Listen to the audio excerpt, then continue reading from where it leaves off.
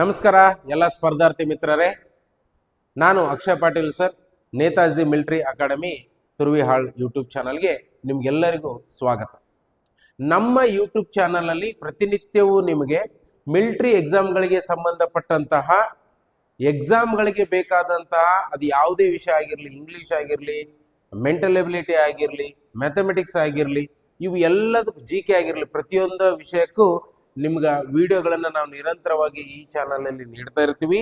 ಯಾರ್ಯಾರು ಮಿಲಿಟರಿಗೆ ಸೇರಬೇಕು, ಯಾರ್ಯಾರು ಮಿಲಿಟರಿ ಎಕ್ಸಾಮ್ಗಳನ್ನು ಬರಿತಾ ಇದ್ದಾರೋ, ಫಾರ್ ಎಕ್ಸಾಂಪಲ್ SSC GD ಆಗಿರ್ಬೋದು, MTS ಆಗಿರ್ಬೋದು, ತದನಂತರದಲ್ಲಿ ಅಗ್ನಿವೀರ ಆಗಿರ್ಬೋದು, ನೀವೆಲ್ಲರೂ ಯಾರಿಗೆ ಕೋಚಿಂಗ್ ಹೋಗಕ್ಕೆ ಸಾಧ್ಯ ಆಗ್ತಿಲ್ವೋ ನೀವೇನು ಮಾಡೋದು, ಮನೆಯಲ್ಲೇ ಕೂತ್ಕೊಂಡು ನಮ್ಮ ವಿಡಿಯೋಗಳನ್ನು ನೋಡಿ ನೀವು ಎಕ್ಸಾಮ್ಗೆ ಪ್ರಿಪೇರ್ ಆಗ್ಬೋದು. ಈ ಒಂದು ವಿಡಿಯೋದಲ್ಲಿ ನಾನು 2025 ಅಂದರೆ ಇಂದಿನ ವರ್ಷದ ಪ್ರಶ್ನೆ ಪತ್ರಿಕೆಯಲ್ಲಿನ ಇಂಗ್ಲಿಷ್ ವಿಭಾಗದ ಪ್ರಶ್ನೆಗಳನ್ನ ನಾನು ಇವತ್ತು ತಗೊಂಡ್ಬಂದಿದ್ದೀನಿ. ಒಂದೊಂದೇ ಪ್ರಶ್ನೆಗಳನ್ನ ನಿಮಗೆ ಸುಲಭವಾಗಿ ತಿಳಿಸ್ತಾ ಹೋಗ್ತೀನಿ, ಬನ್ನಿ ನೋಡೋಣ. ನೋಡಿ, ಮೊದಲನೇ ಪ್ರಶ್ನೆ ಏನಿದೆ, ಯಾವಾಗಲೂ ಒಂದನ್ನ ನೀವು ಸರಿಯಾಗಿ ತಿಳ್ಕೋಬೇಕು. ಸಾಕಷ್ಟು ಮಕ್ಕಳು ಕನ್ನಡ ಮಾಧ್ಯಮದಲ್ಲಿ ಓದಿದವರಾಗಿರೋದ್ರಿಂದ ನೀವು ಒಂದೇ ಸಾರಿಗೆ ಪ್ರಶ್ನೆಯನ್ನ ಓದಿ ಉತ್ತರ ಹುಡುಕ್ಲಿಕ್ಕೆ ಹೋಗಬೇಡಿ. ಪ್ರತಿಯೊಂದು ಸೆಂಟೆನ್ಸ್ ಅನ್ನ ಓದಿ ಅರ್ಥ ಮಾಡ್ಕೊಳ್ಳಿ. ಪ್ರಶ್ನೆನ ಮೊದಲು ಅರ್ಥ ಮಾಡ್ಕೊಳ್ರಿ, ನಂತರ ಅದಕ್ಕೆ ಉತ್ತರಿಸ್ತಾ ಹೋಗಿ. ನೋಡಿ ಏನಿದೆ ಮೊದಲನೇ ಪ್ರಶ್ನೆ, select the most appropriate meaning of the given idiom. Yes, ನೋಡಿಲಿ, ಇಡಿಯಂ ಅಂದ್ರೆ ಏನು ಇದು ಗೊತ್ತಿರ್ಬೇಕು ನಿಮ್ಗೆ. ಇಡಿಯಂ ಅಂದ್ರೆ ನಾವು ಕನ್ನಡದಲ್ಲಿ ನುಡಿಗಟ್ಟುಗಳು ಅಂತ ಇರುತ್ತೆ. ಅಲ್ಲಿ ಏನು ಪದಗಳು ಇರ್ತಾವೋ ಆ ಪದಗಳ ಒಳ ಅರ್ಥವನ್ನ ನಾವು ತಿಳ್ಕೊಳ್ಬೇಕು. ಅದನ್ನೇ ನಾವು ನುಡಿಗಟ್ಟು ಅಂತ ಕರಿತೀವಿ. ಏನು ಕೊಟ್ಟಿದ್ದಾರೆ ಇಲ್ಲಿ? Spill the beans. ಸ್ಪಿಲ್ ಅಂದ್ರೆ ಚೆಲ್ಲು, ಬೀನ್ಸ್ ಅನ್ನ ಚೆಲ್ಲು ಅನ್ನೋದು ಇದು ಹೊರನೋಟಕ್ಕೆ ಕಾಣುವಂತಹ ಮೀನಿಂಗ್. ಆದರೆ ಒಳ ಅರ್ಥ ಏನು ನೋಡ್ರಿ.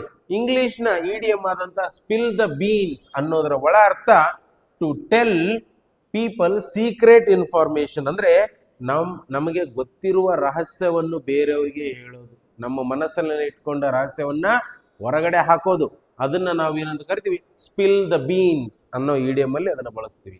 ಓಕೆ, ಅರ್ಥ ಆಯ್ತಲ್ಲ ಈಗ ಮೊದಲನೇ ಪ್ರಶ್ನೆ? ಎಸ್. ನೆಕ್ಸ್ಟ್, ಓಕೆ ನೋಡ್ರಿ, fill in the blank with the most appropriate antonym. Antonym ಅಂತಂದ್ರೆ ಏನು? ವಿರುದ್ಧಾರ್ಥಕ ಪದ.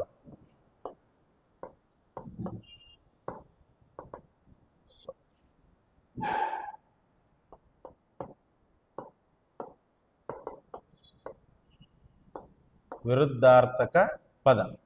ಇಲ್ಲಿ ಕಾಂಪೋಸ್ಡ್ ಅನ್ನೋ ಒಂದು ಪದವನ್ನ ಕೊಟ್ಟಾರೆ. ಇದರ ವಿರುದ್ಧಾರ್ಥಕ ಪದವನ್ನ ನಾವೇನು ಮಾಡಬೇಕು? ಬರಿಬೇಕು, ಆಯ್ಕೆ ಮಾಡಬೇಕು. ಏನಿದೆ? The events composed beautiful thoughts in her memory. ಅಂದ್ರೆ ಆ ಘಟನೆಗಳು ಅವಳ ಮನಸ್ಸಿನಲ್ಲಿ ಸುಂದರವಾದ ಯೋಚನೆಗಳನ್ನು ಮೂಡಿಸಿದವು. ಅಂದ್ರೆ ಇಲ್ಲಿ ಮೂಡಿಸಿದವು ಅನ್ನೋ ಒಂದು ಅರ್ಥವನ್ನು ಬರುತ್ತೆ. ಸೊ ಹಾಗಾದ್ರೆ ಇದರ ವಿರುದ್ಧಾರ್ಥಕ ಪದ ಯಾವುದು? ರೆಕ್ಟಿಫೈಡ್ ಅಂದ್ರೆ ಸರಿಪಡಿಸು. ರೆಕ್ಟಿಫೈ ಅಂದ್ರೆ ಸರಿಪಡಿಸು. ಹೆಸಿಟೇಟ್ ಅಂದ್ರೆ ಗೊಂದಲ ಉಂಟು ಮಾಡು, ಗೊಂದಲಕ್ಕೊಳಗಾಗು, ಈ ತರ. ನೆಕ್ಸ್ಟ್, ಗೊಂದಲಕ್ಕೊಳಗಾಗು. ನೆಕ್ಸ್ಟ್, ಫೋಕಸ್ ಅಂದ್ರೆ ಗಮನ ಹರಿಸು. ಸೆಕ್ಯೂರ್ಡ್ ಅಂದ್ರೆ ಭದ್ರಪಡಿಸು ಅಥವಾ ರಕ್ಷಿಸು. ಓಕೆ ನೋಡಲಿ, ಕಾಂಪೋಸ್ಡ್ ಅನ್ನೋದು ಅವಳ ಮನಸ್ಸಿನಲ್ಲಿ ಒಳ್ಳೆಯ ಯೋಚನೆಗಳನ್ನು ಮೂಡಿಸಿದವು. ಹಾಗಾದ್ರೆ ಅವಳ ಮನಸ್ಸನ್ನ ಗೊಂದಲಗೊಳಿಸುವುದು ಏನಾಗುತ್ತೆ? ಅದರ ವಿರುದ್ಧ ಪದ ಆಗುತ್ತೆ. ಹಾಗಾದ್ರೆ ಇಲ್ಲಿ ಸರಿಪಡಿಸು ಆಗಲಿ, ಗಮನ ಹರಿಸು ಆಗಲಿ, ಭದ್ರಪಡಿಸಾಗ್ಲಿ, ಇವು ಯಾವ ವಿರುದ್ಧಾರ್ಥಕ ಪದಗಳು ಆಗೋದಿಲ್ಲ. ಹೆಸಿಟೇಟೆಡ್ ಅಂದ್ರೆ ಗೊಂದಲಕ್ಕೊಳಗಾಗು. ಓಕೆನಾ? ಒಂದ್ ವೇಳೆ ನೀವು ಇದನ್ನಿಲ್ಲಿ ಹೆಸಿಟೇಟೆಡ್ ಅಂತ ಹಾಕಿ ನೋಡ್ರಿ, ಏನ್ ಅರ್ಥ ಕೊಡುತ್ತೆ? ಆ ಘಟನೆಗಳು ಅವಳ ಮನಸ್ಸಿನಲ್ಲಿ ಗೊಂದಲವನ್ನು ಉಂಟು ಮಾಡಿದವು ಅನ್ನೋದಾಗತ್ತೆ. ಅರ್ಥ ಆಯ್ತಾ? ಸೊ ಹಾಗಾಗಿ ಯೋಚನೆಗಳ ಗೊಂದಲ ಉಂಟು ಮಾಡಿ, ಸೊ ಇದು ಯಾವುದು ಸರಿ ಬರಂಗಿಲ್ಲ. ಸೊ ಹಂಗಾಗಿ ಹೆಸಿಟೇಟೆಡ್ ಅನ್ನೋದು ಏನಾಗುತ್ತೆ? ವಿರುದ್ಧ ಪದ ಆಗುತ್ತೆ. ಇದು ಸರಿಯಾದ ಉತ್ತರ. ಓಕೆ, ಸೊ ಇಲ್ಲಿ ನೀವು ಗಮನಿಸಬೇಕು, ಅವರು ಪ್ರಶ್ನೆಯಲ್ಲ ಆಗಲಿ ಅಥವಾ ಆಪ್ಷನ್ಗಳಲ್ಲಾಗಲಿ ಎಂತಹ ಪದಗಳನ್ನು ಕೊಟ್ಟಿರ್ತಾರೆ ಅಂದ್ರೆ ಅವುಗಳ ಅರ್ಥ ನಿಮಗೆ ಕನ್ಫ್ಯೂಸ್ ಆಗಂತವನ್ನು ಕೊಟ್ಟಿರ್ತಾರೆ. ಸೊ ಹಾಗಾಗಿ ಈ SSC GD ಕ್ವಶನ್ ಪೇಪರ್ನ ಎಲ್ಲರೂ ಗಮನ ಇಟ್ಟು ನೋಡ್ರಿ. ಸಾಕಷ್ಟು ವೊಕ್ಯಾಬ್ಯುಲರಿಗಳ ಮೇಲೇನೆ ಅವರು ಪ್ರಶ್ನೆಯನ್ನ ಕೇಳ್ತಾರೆ. ಸೊ ಹಾಗಾಗಿ ನೀವು ಪದಗಳ ಇಂಗ್ಲಿಷ್ ಪದಗಳ ಅರ್ಥವನ್ನ ಚೆನ್ನಾಗಿ ತಿಳ್ಕೊಂಡಿರ್ಬೇಕಾಗಿರೋದು ತುಂಬಾ ಅತ್ಯವಶ್ಯಕ. ಅರ್ಥ ಆಯ್ತಾ? ಓಕೆ, ನೆಕ್ಸ್ಟ್ ಮುಂದಿನ ಪ್ರಶ್ನೆ.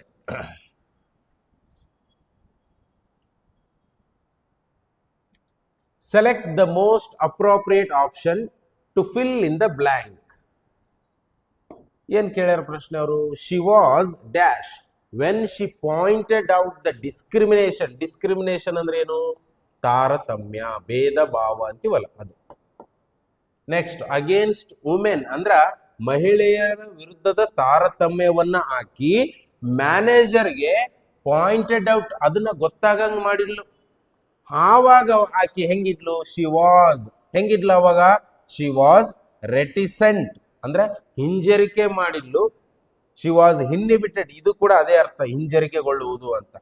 ಕ್ಯಾಂಡಿಡ್ ಅಂದ್ರೆ ದೃಢವಾಗಿ ಇದ್ದಳು, ಅಂದ್ರೆ ನೇರವಾಗಿ ಸ್ಟ್ರೇಟ್ ಫಾರ್ವರ್ಡ್ ಇದ್ಲು. ನೆಕ್ಸ್ಟ್, ಲ್ಯಾಕೋನಿಕ್ ಅಂದ್ರೆ ಮಿತ ಭಾಷೆ ಅಂದ್ರೆ ಮಾತಾಡ್ಲಿಲ್ಲ.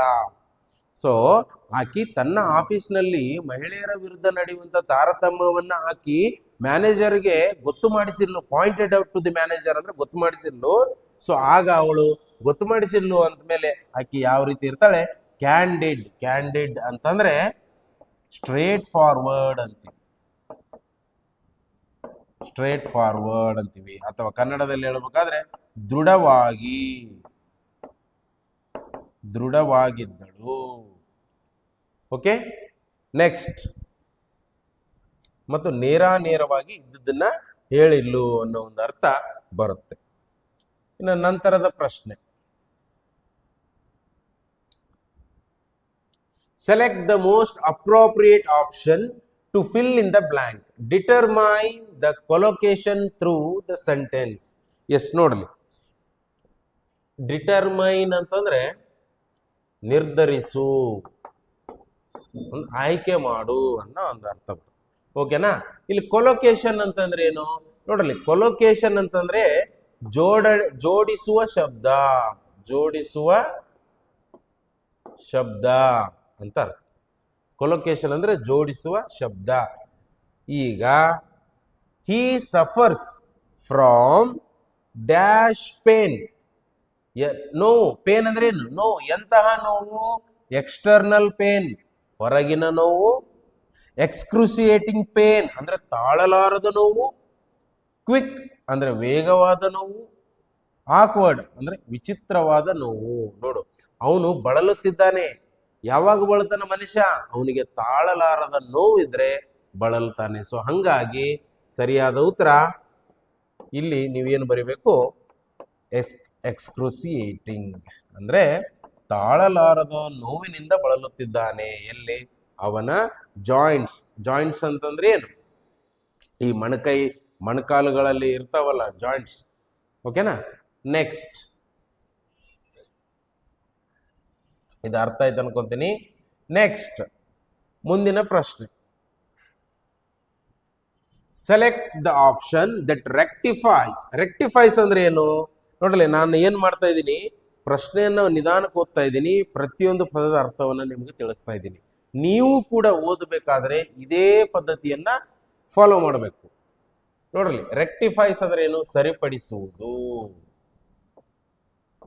ಓಕೆ, ಸೆಲೆಕ್ಟ್ ದ ಆಪ್ಷನ್ ಅಂದ್ರೆ ನಾವು ಆಪ್ಷನ್ ಅನ್ನು ಆಯ್ಕೆ ಮಾಡಬೇಕು. ಎಂತ option? That rectifies the incorrectly spelt word ಅಂದ್ರೆ ತಪ್ಪಾಗಿ ಸ್ಪೆಲ್ಲಿಂಗ್ ಬರೆದಂತಹ ಶಬ್ದವನ್ನ ಸರಿಪಡಿಸಬೇಕು. ಎಲ್ಲಿ ಬರ್ದಾರ ಅವ್ರು ತಪ್ಪಾದ ಶಬ್ದವನ್ನ? ಅಂದ್ರೆ ಈ ಒಂದು ವಾಕ್ಯದಲ್ಲಿ ಬರ್ದಾರ, ಅದನ್ನ ನಾವು ಹುಡುಕಬೇಕು. ಅದನ್ನ ತಪ್ಪಾಗಿ ಬರೆದಿರ್ಬೇಕು. ಆ ತಪ್ಪಾಗಿ ಬರೆದದ್ದು ಆಪ್ಷನ್ಯಾಗ ರೈಟ್ ಬರೆದಿರ್ಬೇಕು, ಅಂತದನ್ನ ಹುಡುಕಬೇಕು. ಅರ್ಥ ಆಯ್ತಾ? The cat sprawled in the sun. Sprawled ಅಂದ್ರ ಮೈಯನ್ನು ಹರಡಿಕೊಂಡು ಮಕ್ಕನದು. ಓಕೆನಾ?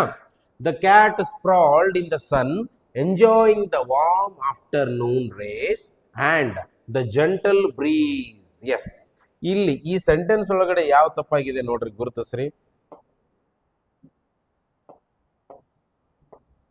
ಈ ಸೆಂಟೆನ್ಸ್ ಒಳಗಡೆ ತಪ್ಪಾಗಿರೋದು ಜೆಂಟಲ್ ಅನ್ನೋ ಒಂದು ಪದ. ಇದು ಸ್ಪೆಲ್ಲಿಂಗ್ ತಪ್ಪಾಗಿದೆ. ಇದನ್ನ ಜೆಂಟಲ್ ಸರಿಯಾದ ಸ್ಪೆಲ್ಲಿಂಗು ಇದು. ಅರ್ಥ ಆಯ್ತಾ? ಈಗ ಇಲ್ಲಿ ನೋಡ್ರಿ, ಜೆಂಟಲ್ ಅನ್ನೋ ಪದವನ್ನ ಅವ್ರು ಏನ್ ಮಾಡ್ಯಾರ, ರೆಕ್ಟಿಫೈ ಮಾಡ್ಯಾರ. ರೆಕ್ಟಿಫೈ ಅಂದ್ರ ಸರಿಪಡಿಸಿದ್ದಾರೆ. ಸೊ ಹಾಗಾಗಿ ಸರಿಪಡಿಸಲಾದ ಆಪ್ಷನ್ ಯಾವುದು? Option 4 gentle. ಅರ್ಥ ಆಯ್ತಾ? ಅಂದ್ರೆ ಈ ಕ್ವಶನ್ ಮುಖಾಂತರ ನಿಮ್ಗೆ ಏನ್ ಗೊತ್ತಾಯ್ತು? ಬರೀ ನಮಗೆ ಶಬ್ದಗಳ ಅರ್ಥ ಅಷ್ಟೇ ಅಲ್ಲ, ಸ್ಪೆಲ್ಲಿಂಗ್ ಅನ್ನು ಕೂಡ ನಾವು ಗಮನ ಇಟ್ಟು ನೋಡ್ಕೊಂಡಿರ್ಬೇಕು. Okay, next, select the most appropriate option to fill in the blank. Appropriate ಅಂದ್ರೆ ಸರಿ ಹೊಂದುವ, ಸರಿಯಾದ. Okay, the literary critics.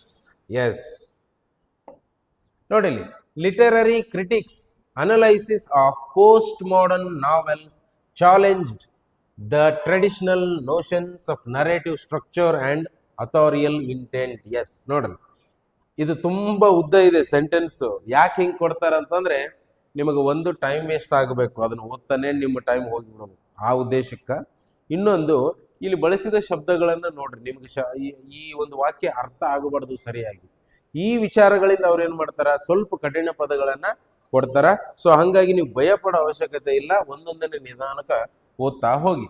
The literary critics ಅಂತಂದ್ರೆ ಸಾಹಿತ್ಯವನ್ನು ವಿಮರ್ಶೆ ಮಾಡುವವನಿಗೆ ಲಿಟರರಿ ಕ್ರಿಟಿಕ್ ಅಂತ ಕರಿತೀವಿ. ಸಾಹಿತ್ಯ ವಿಮರ್ಶಕ ಅಂತ ನಾವು. ಓಕೆನಾ? ನೆಕ್ಸ್ಟ್, ಅನಲೈಸಿಸ್ ಅಂದ್ರೆ ಏನು? ವಿಶ್ಲೇಷಣೆ ಮಾಡೋದು, ಅದನ್ನು ಸರಿಯಾಗಿ ವಿಶ್ಲೇಷಣೆ ಮಾಡುವುದು. ಓಕೆ, ಪೋಸ್ಟ್ ಮಾಡರ್ನ್ ಅಂದ್ರೆ ಏನು? ಆಧುನಿಕತೆಯ ನಂತರ ಅಥವಾ ಆಧುನಿಕೋತ್ತರ. ಈ ಜಗತ್ತು ಆಧುನಿಕತೆಗೆ ಒಳಪಟ್ಟ ನಂತರ. ನೆಕ್ಸ್ಟ್, ನಾವೆಲ್ಸ್ ಅಂದ್ರೆ ಏನು? ಕಾದಂಬರಿಗಳು, ನಾವೆಲ್ಸ್ ಪ್ಲೂರಲ್ ಇದೆ. ಚಾಲೆಂಜ್ ಅಂದ್ರೆ ಏನು? ಸವಾಲೆಸೆಯಿತು. ಏನು ಸವಾಲೆಸೆಯಿತು? ಆತನ ವಿಮರ್ಶೆ ಸವಾಲೆಸೆಯಿತು ಅಲ್ವಾ? Okay, next, traditional notions. Traditional ಅಂದ್ರೆ ಏನು? ಸಾಂಪ್ರದಾಯಿಕ ಅಥವಾ ಸಾಂಪ್ರದಾಯಿಕ. ನೋಷನ್ಸ್ ಅಂದ್ರೆ ಏನು? ವಿಚಾರಗಳು, ಕಲ್ಪನೆಗಳು. ವಿಚಾರ ಅಥವಾ ಕಲ್ಪನೆಗಳು ಅಂತ ತಿಳ್ಕೊಬಹುದು. ನೆಕ್ಸ್ಟ್, ನರೇಟಿವ್ ಸ್ಟ್ರಕ್ಚರ್ ಅಂದ್ರೆ ಏನು? ನಿರೂಪಣಾ ರೀತಿ ಅಥವಾ ನಿರೂಪಣಾ ರಚನೆ. ನೆಕ್ಸ್ಟ್, ಅಂಡ್ ಅಥಾರಿಯಲ್ ಇಂಟೆಂಟ್ ಅಂದ್ರೆ ಲೇಖಕರ ಅಥವಾ ಲೇಖಕನ ಉದ್ದೇಶ. ಅರ್ಥ ಐತಿ? ಅಥವಾ ಆಶಯ ಅಂತ ಕರಿತೀವಿ, ಲೇಖಕನ ಆಶಯ. ರೈಟ್, ಈಗ ನೋಡ್ರಿ, ನೀವೇನು ಮಾಡ್ರಿ, ಸರಿಯಾಗಿ ಎಲ್ಲಾ ಪದಗಳ ಅರ್ಥವನ್ನ ಇನ್ನೊಂದ್ಸಲ ನಾನು ಬರೆದಿದ್ದೀನಿ ಬೋರ್ಡ್ ಮೇಲೆ, ಸರಿಯಾಗಿ ಒಂದು 10 ಸೆಕೆಂಡ್ ಟೈಮಲ್ಲಿ ನೀವು ಬೇಗನೆ ಅದನ್ನ ನೋಡ್ಕೋಬೇಕು. ಓಕೆ, ಬೇಗ.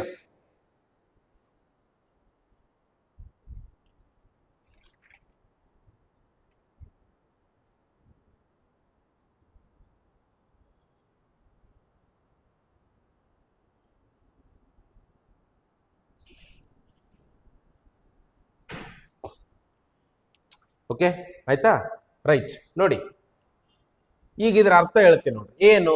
The literary critics analysis of post modern novels challenge the traditional notions of narrative structure and authorial intent. ಅಂದ್ರೆ ಸಾಹಿತ್ಯ ವಿಮರ್ಶಕ ಏನು ಕಾದಂಬರಿಗಳನ್ನ ಆತ ವಿಮರ್ಶೆ ಮಾಡಿದ್ನಲ್ಲ, ಸಾಹಿತ್ಯ ವಿಮರ್ಶಕನ ಕಾದಂಬರಿಗಳು ಅಂದ್ರೆ ಆಧುನಿಕೋತ್ತರ ಕಾದಂಬರಿಗಳ ವಿಶ್ಲೇಷಣೆಯು ಸಾಂಪ್ರದಾಯಿಕ ವಿಚಾರಗಳಿಗೆ, ನಿರೂಪಣಾ ರಚನೆಗೆ ಮತ್ತು ಲೇಖಕರ ಉದ್ದೇಶ ಅಥವಾ ಆಶಯಗಳಿಗೆ ಸವಾಲೆಸೆಯಿತು ಅಂತ ಅರ್ಥ.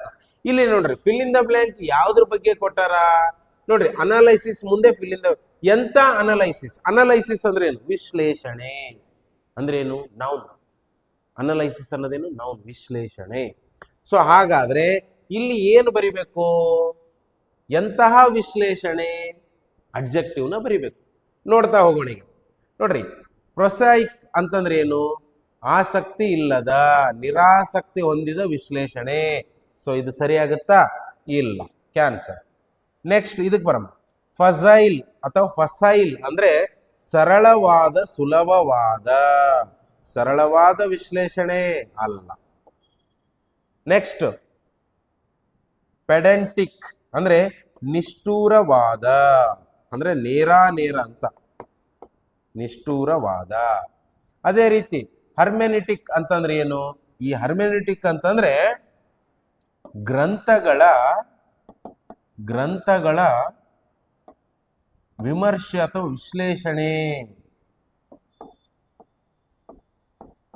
ವಿಶ್ಲೇಷಣಾ ವಿಧಾನ. ಹೆಂಗ ಗ್ರಂಥವನ್ನ ಪ್ರತಿಯೊಂದನ್ನು ಅಳೆದು ತೂಗಿ, ಪ್ರತಿಯೊಂದು ಪದವನ್ನ ಗಮನಿಸಿ, ಅದರ ಆಶಯವನ್ನ ಗಮನಿಸಿ ಅದನ್ನ ವಿಶ್ಲೇಷಣೆ ಮಾಡೋದಕ್ಕೆ ಹರ್ಮೆನೆಟಿಕ್ ಅಂತ ಕರೀತೀವಿ. ಸೊ ಹಾಗಾದ್ರೆ ಎಂತ ಅನಲೈಸಿಸ್? ಪ್ರೊಸೈಕ್ ಅನಲೈಸಿಸ್ ಅಲ್ಲ, ಫಸೈಲ್ ಅನಲೈಸಿಸ್ ಅಲ್ಲ. ಇನ್ನು ಎರಡು ಉಳಿದು ಹರ್ಮೆನೆಟಿಕ್, ಪೆಡೆಂಟಿಕ್ ಕೂಡ ಬರಬಹುದು, ನಿಷ್ಠೂರವಾಗಿ ಅವನು ವಿಶ್ಲೇಷಣೆ ಮಾಡಿದಂತೆ. ಆದ್ರೆ ಇವೆರಡರಲ್ಲಿ ಯಾವುದು ಎಕ್ಸಾಕ್ಟ್ ಅಂತ ನೋಡಿದಾಗ ಸರಿಯಾದ ಉತ್ತರ ಹರ್ಮೆನೆಟಿಕ್ ಅಂತ ಬರುತ್ತೆ. ಯಾಕೆ? ಇದು ನೋಡಲಿ, ಹರ್ಮೆನೆಟಿಕ್ ಅನ್ನೋ ಪದವನ್ನ ನಾವು ಯಾವಾಗಲೂ ಅಡ್ಜೆಕ್ಟಿವ್ ಆಗಿ ಯಾವಾಗ ಬಳಸ್ತೀವಿ ಅಂತಂದ್ರೆ ನಾವು ಅನಲೈಸ್ ಮಾಡ್ತೀವಲ್ಲ, ಏನಾದ್ರೂ ಅನಲೈಸ್ ಮಾಡಿದಾಗ. ಸೊ ಅನಲೈಸಿಸ್ಗೆ ನಾವೇನ್ ಮಾಡ್ತೀವಿ? ಹರ್ಮೆನೆಟಿಕ್ ಅನ್ನೋ ಪದವನ್ನ ಬಳಸ್ತೀವಿ. ಗ್ರಂಥಗಳ ವಿಮರ್ಶೆ ಮಾಡುವುದನ್ನೇ ನಾವು ಹರ್ಮೆನೆಟಿಕ್ ಅನಲೈಸಿಸ್ ಅಂತ ಕರಿತೀವಿ. ಸೊ ಹಂಗಾಗಿ ಇದು ಸರಿಯಾದಂತಹ ಉತ್ತರ. ಆಪ್ಷನ್ 2 ಸರಿಯಾದಂತ ಉತ್ತರ. Okay, right. ನೆಕ್ಸ್ಟ್ ನೋಡಿ, ನಿಮಗೆ ಯಾವುದು ಸ್ವಲ್ಪ ವೇಗವಾಗಿ ಪಾಠ ಮಾಡ್ತಾ ಇದ್ರೆ ಅನ್ಸುತ್ತೋ ಅದನ್ನ ನೀವು ಪಾಸ್ ಮಾಡಿ ಬರ್ಕೊಂಡು ಆ ಪದಗಳ ಅರ್ಥವನ್ನ ಸರಿಯಾಗಿ ತಿಳ್ಕೊಂಡು ನಂತರ ಮುಂದಿನ ಪ್ರಶ್ನೆಗೆ ನೀವು ಬನ್ನಿ. Okay, next select the sentence that contains the meaning of the word incorrigible. Yes, ನೋಡಿ ಈ ಪದದ ಅರ್ಥ ಏನು ಮೊದಲು ಅದನ್ನು ತಿಳ್ಕೊ. ಇನ್ಕಾರಿಜಿಬಲ್ ಅಂದ್ರ ಸರಿಪಡಿಸಲಾಗದ. ಇನ್ಕಾರಿಜಿಬಲ್ ಅಂತಂದ್ರೆ ಸರಿಪಡಿಸಲಾಗದ. S, okay. ಈಗ ನೋಡಲಿ, select the sentence that contains the meaning of the word ಅಂದ್ರೆ ಸರಿಪಡಿಸಲಾಗದ, ಇನ್ಕಾರಿಜಿಬಲ್ ಈ ಪದದ ಅರ್ಥವನ್ನು ಹೊಂದಿರುವ ಸೆಂಟೆನ್ಸ್ ಅನ್ನು ನಾವು ಆಯ್ಕೆ ಮಾಡಬೇಕು. ಮೊದಲನೇದೇನಿದೆ?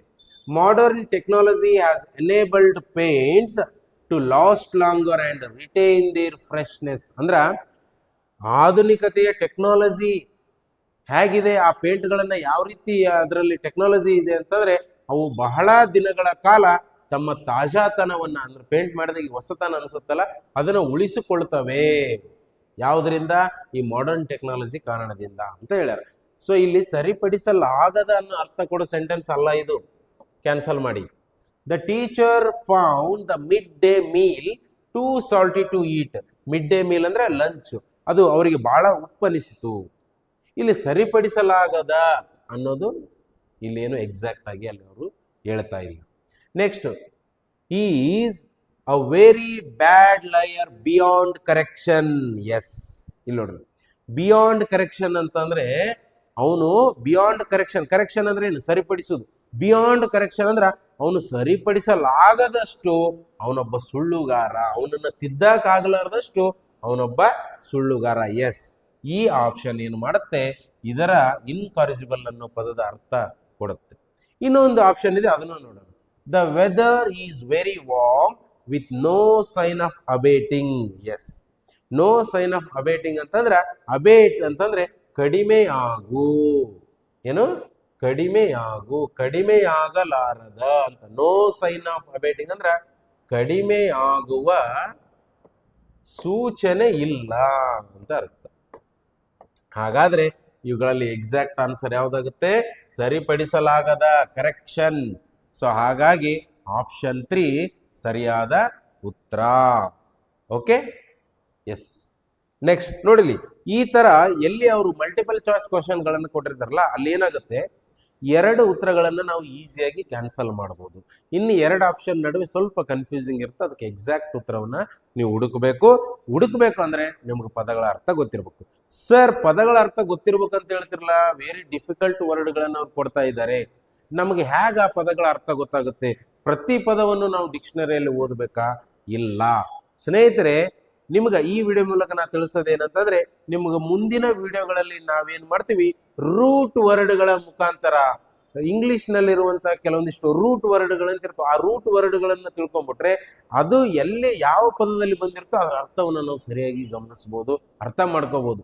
ಅಂತ ರೂಟ್ ವರ್ಡ್ಗಳ ಮೂಲಕ ನಾವು ನಿಮಗೆ ಮುಂದಿನ ವಿಡಿಯೋಗಳಲ್ಲಿ ವೊಕ್ಯಾಬ್ಯುಲರಿಯನ್ನ ಹೇಳ್ಕೊಡ್ತೀವಿ. ಆ ವಿಡಿಯೋಗಳು ನಿಮಗೆ ನಂತರದಲ್ಲಿ ಬರ್ತವೆ ಮುಂದಿನ ದಿನಗಳಲ್ಲಿ. ಅವುಗಳನ್ನು ಕೂಡ ನಾವು ಈ ಯೂಟ್ಯೂಬ್ ಚಾನಲ್ ಹಾಕ್ತೀವಿ. ತಾವೆಲ್ಲರೂ ಗಮನಿಸಿ ವೊಕ್ಯಾಬ್ಯುಲರಿಯನ್ನ ಇಂಪ್ರೂವ್ ಮಾಡ್ಕೊಳ್ರಿ. ಓಕೆನಾ? ನೆಕ್ಸ್ಟ್, ಇನ್ನ ಮುಂದಿನ question, select the option that best defines the given word. ಏನ್ ಕೊಟ್ಟಾರ ಅವರು? ಗಿವನ್ ವರ್ಡ್ ಜೋವಿಯಲ್ ಅನ್ನೋ ಒಂದು ಶಬ್ದವನ್ನು ಅವರು ಕೊಟ್ಟಾರ. ಜೋವಿಯಲ್ ಅನ್ನೋ ಪದದ ಅರ್ಥ ಏನು? ಜೋವಿಯಲ್ ಅನ್ನೋ ಒಂದು ಪದದ ಅರ್ಥ ಸಂತೋಷದ, ಖುಷಿ, ಸಂತೋಷ ಅಥವಾ ಖುಷಿ. ಓಕೆನಾ? ಖುಷಿ. ಎಸ್, ಈ ಪದದ ಅರ್ಥವನ್ನು ಹೇಳುವಂತ ಆಪ್ಷನ್ ಅನ್ನು ನಾವೇನು ಮಾಡಬೇಕು? ಟಿಕ್ ಹಾಕ್ಬೇಕು. ಓಕೆ, ಪೆನ್ಸಿವ್ ಮೂಡ್ ಅಂತ ಇದೆ ಮೊದಲನೇ ಆಪ್ಷನ್. ಪೆನ್ಸಿವ್ ಮೂಡ್ ಅಂದ್ರೆ ಏನು ಗೊತ್ತಾ? ಏನನ್ನಾದ್ರೂ ಡೀಪ್ ಆಗಿ ವಿಚಾರ ಮಾಡ್ತಾ ಕುಂತಿರ್ತಾರಲ್ಲ ಅದನ್ನ ಪೆನ್ಸಿವ್ ಮೂಡ್ ಅಂತ ಇದನ್ನ ನಾವು ಕನ್ನಡದಾಗ ಎಲ್ಲಿ ಹೆಂಗಂತೀವಿ? ಚಿಂತಾಕ್ರಾಂತನಾಗಿ ಕುಳಿತಿದ್ದಾನೆ ಅಂತೀವಲ್ಲ, ಹಂಗ ಪೆನ್ಸಿವ್ ಮೂಡ್ ಅಂದ್ರೆ ಚಿಂತಾಕ್ರಾಂತ. ನೆಕ್ಸ್ಟ್, ವೆರಿ ಕಾಶಿಯಸ್ ಅಂದ್ರೆ ತುಂಬಾ ಎಚ್ಚರಿಕೆ, ತುಂಬಾ ಎಚ್ಚರಿಕೆಯಿಂದ, ಅಲ್ವಾ? Next, friendly or in good mood. Yes, friendly mood. Good mood ಅಂದ್ರೆ ಏನು? ಅವತ್ತು ಅವನ ಮನಸ್ಸು ತುಂಬಾ ಚೆನ್ನಾಗಿದೆ, ಅವನ ಮೂಡ್ ಚೆನ್ನಾಗಿದೆ ಅಂತ ಅರ್ಥ. ಹೌದಾ? ಅದರ ಅರ್ಥ ಏನಾಗುತ್ತೆ ಈಗ? ಫ್ರೆಂಡ್ಲಿ ಮೂಡ್ ಅಂತಂದ್ರೆ ಏನು? ಸ್ನೇಹಮಯ ಅಂತ ಅರ್ಥ. ಹೌದಲ್ವಾ? ನೆಕ್ಸ್ಟ್, ಆಂಗ್ರಿ ಅಂದ್ರೆ ಏನು? ಸಿಟ್ಟು. ಎಸ್, ಈಗ ನೋಡಿ ಯಾವುದು ಸರಿಯಾದ ಉತ್ತರ? ಚಿಂತಾಕ್ರಾಂತ ಅಲ್ಲ, ಎಚ್ಚರಿಕೆಯಿಂದ ಅಲ್ಲ, ಆಂಗ್ರಿನೂ ಅಲ್ಲ. ಇದಕ್ಕೆ ನಿಯರ್ ಬೈ ಉತ್ತರ ಯಾವುದು? Friendly and in good mood. Good mood ಅಂತಂದ್ರೆ ಏನು? ಸಂತೋಷದಿಂದ ಇರ್ತದೆ, ಅದನ್ನೇ ಗುಡ್ ಮೂಡ್ ಅಂತ ಕರಿತೀವಿ. ಸೊ ಹಂಗಾಗಿ ಜೋವೆಲ್ ಅನ್ನೋ ಪದದ ಅರ್ಥ ಕೊಡುವಂತ ಆಪ್ಷನ್ ಯಾವುದು? Option number 3, friendly and in good mood. Okay, right. ಎಲ್ಲಾ ಪದದ ಶಬ್ದಗಳನ್ನು ಬರ್ಕೊಳ್ತಾ ಹೋಗ್ರಿ ನೀವು. Next, select the most appropriate meaning of the given word. Yes, ನೋಡಿ ಮತ್ತೆ ಇಲ್ಲಿ ವೊಕ್ಯಾಬ್ಯುಲರಿ ಬಂತು, ಪದಗಳ ಅರ್ಥ ಕೇಳಿರಲಿ. ರೆಸಿಲಿಯಂಟ್, ಸಾರಿ, ರೆಸಿಲಿಯಂಟ್, ಈ ಪದದ ಅರ್ಥ ಏನು? ರೆಸಿಲಿಯಂಟ್ ಅಂದ್ರೆ ಏನು ಗೊತ್ತಾ? ರೆಸಿಲಿಯಂಟ್ ಅಂತಂದ್ರೆ ಬೇಗನೆ ವಾಪಸ್ ಸುಧಾರಿಸುವುದು ಅಥವಾ ರೆಡಿ ಆಗೋದು, ವಾಪಸ್ ರೆಡಿ ಆಗೋದು, ಅದನ್ನ ನಾವು ರೆಸಿಲಿಯಂಟ್ ಅಂತ ಕರಿತೀವಿ.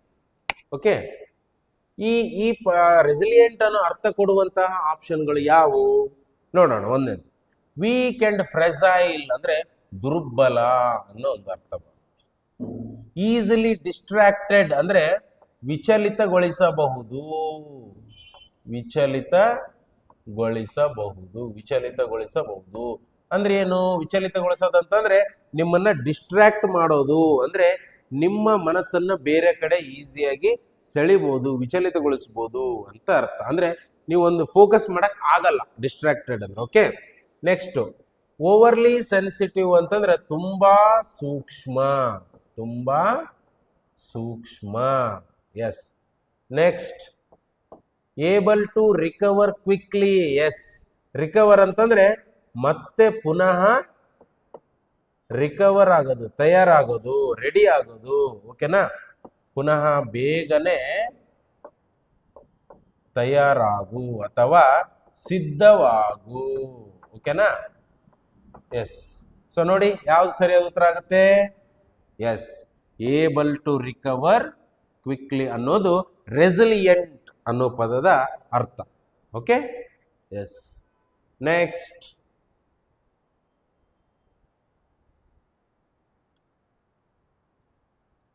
ಹತ್ತನೇ ಪ್ರಶ್ನೆ ನೋಡ್ರಿ. ಇದುವರೆಗೂ ನಿಮ್ಗೆ ಯಾವ್ಯಾವ ತರದ ಕ್ವಶನ್ ಕೇಳ್ಯಾರ? ಜಾಸ್ತಿ ಅವರು ವೊಕ್ಯಾಬ್ಯುಲರಿ ಮೇಲೆ ಕೇಳ್ಯಾರ, ಪದಗಳ ಅರ್ಥ.